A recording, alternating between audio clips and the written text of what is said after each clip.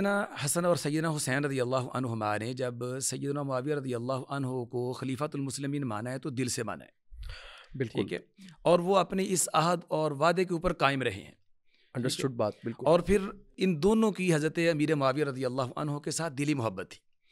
ٹھیک ہے، سیدنا حسن اور حسین رضی اللہ عنہما گاہے گاہے حضرت معاویہ رضی اللہ عنہ کی ملاقات کے لیے ان کے ہاں جایا کرتے تھے. ٹھیک ہے، تاریخی کتابیں ہمیں یہ بتاتی ہیں کہ جب صلح ہو گئی ہے، صلح کے بعد اب سیدنا حسن رضی اللہ عنہ پہلے وہ کوفہ میں رہتے تھے، ٹھیک ہے، پھر اس کے بعد انہوں نے کہا کہ اب چونکہ میرا ان معاملات سے کوئی لینا دینا نہیں ہے تو اب میرا وقت جو ہے وہ مدینہ الرسول میں گزرنا چاہیے، واپس آ گئے. جی تو سیدنا حسن رضی اللہ عنہ پھر صلح کے بعد وہ مدینہ طیبہ تشریف لے آئے ہیں اور انہوں نے پھر اپنی باقی زندگی یہاں پہ گزاری. اور ساتھ بھائی جو ہیں حسین رضی اللہ وہ بھی آ گئے. جی، حضرت حسین رضی اللہ عنہ دونوں سیدین آ گئے، ٹھیک ہے نا. اور پھر دونوں کا یعنی کہ نا آپس میں یعنی حضرت حسن حسین رضی اللہ عنہ گاہے گاہے حضرت امیر معاویہ رضی اللہ عنہ کی ملاقات کے لیے جایا کرتے تھے، اور حضرت معاویہ رضی اللہ عنہ ان کا پرجوش استقبال بھی کیا کرتے تھے اور ان کو یہی کہا کرتے تھے مرحباً بابن رسول اللہ، ٹھیک ہے، اللہ کے رسول کے بیٹے کو خوش آمدید، ٹھیک ہے نا. یہ کہہ کر کے ان کا استقبال کیا کرتے تھے اور ان کو اپنے پاس بٹھایا کرتے تھے. اور بلکہ بعض روایات کے اندر ہمیں یہ بھی ملتا ہے کہ حضرت معاویہ رضی اللہ عنہ نے ایک دفعہ یہ بھی پوچھا تھا کہ دنیا میں شان مقام اور نسب کے لحاظ سے سب سے اونچا آدمی کون ہے؟ صحیح. تو انہی کی مجلس میں ان کے غالباً بھائی نے یہ کہا تھا کہ اگر آپ اس سوال کا جواب چاہتے ہیں تو اس سوال کا جواب حضرت حسن بن علی رضی اللہ عنہ ہے، ٹھیک ہے، کہ جو باپ کی طرف سے، ماں کی طرف سے اور ننیال کی طرف سے، ددیال کی طرف سے تمام اطراف سے عالی النسب ہیں، سب سے اونچے ہیں، کہ جن کے بابا جو ہیں وہ حضرت علی ہیں، جن کے نانا رسول اللہ صلی اللہ علیہ وآلہ وسلم ہیں، جن کی والدہ جو ہے وہ سیدہ فاطمہ رضی اللہ عنہا ہیں، اور جن کی نانی اماں سیدہ خدیجہ رضی اللہ عنہا ہیں، پھر اس طرح جن کے تایا جعفر ہیں، عقیل ہیں، اور پھر جن کے ماموں قاسم، عبداللہ، طاہر اور طیب ہیں، جن کی خالائیں زینب، رقیہ، ام کلثوم ہیں، ٹھیک ہے. تو یہ سارا یعنی کہ انہوں نے گن کے بتایا، ٹھیک ہے. تو سیدہ معاویہ رضی اللہ عنہ اس پہ بڑا خوش ہوئے تھے، ٹھیک ہے. تو گویا سیدنا معاویہ رضی اللہ عنہ بھی ان سے دل سے محبت کرتے تھے.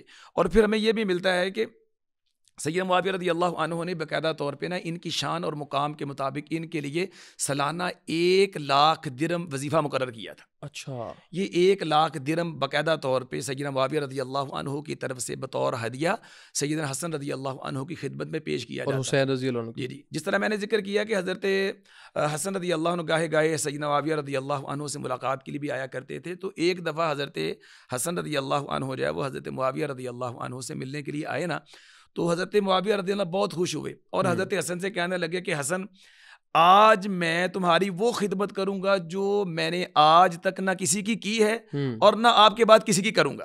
اچھا، اللہ. ٹھیک ہے، وہ بہت ہی خوش تھے. تو اور پھر اس موقع پہ انہوں نے انہیں 4,00,000 درہم ہدیہ پیش کیا. سبحان اللہ. اور انہوں نے قبول کیا. حضرت حسن رضی اللہ عنہ خوشی سے قبول کیا.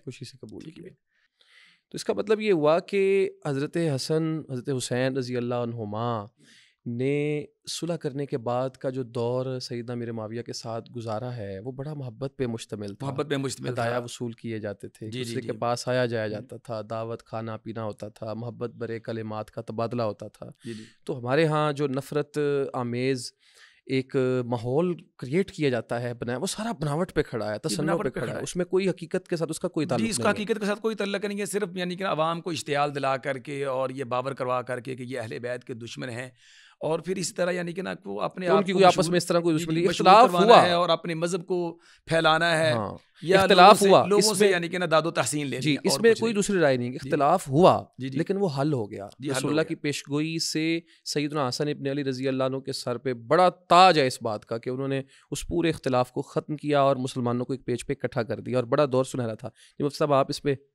بالکل، اگر ہم اس کو نظر عدل سے دیکھتے ہیں کہ نبی علیہ الصلوۃ والسلام نے جو ان کے فضائل و مناقب بیان کیے ہیں، اور ایک طرف ہم یہ جیسے عوام میں بات پھیلانے کی کوشش کی جاتی ہے کہ شاید وہ مجبور تھے یا دل سے راضی نہیں تھے، تو میرے خیال میں تو یہ جملہ ان کے لیے اہانت امیز ہے. ہاں، ان کے شاید شان نہیں ہے یہ یعنی ہم کہتے ہیں یار میں جس آدمی کے ساتھ چلتا ہوں دل سے مخلص ہو کر چلتا ہوں، میں اپنا وصف بیان کرتا ہوں کہ بھئی میں جس کے ساتھ اس بات سے بہت بڑے ہیں، وہ تو نوجوانوں کے دل اور زبان میں کوئی فرق نہیں ہو.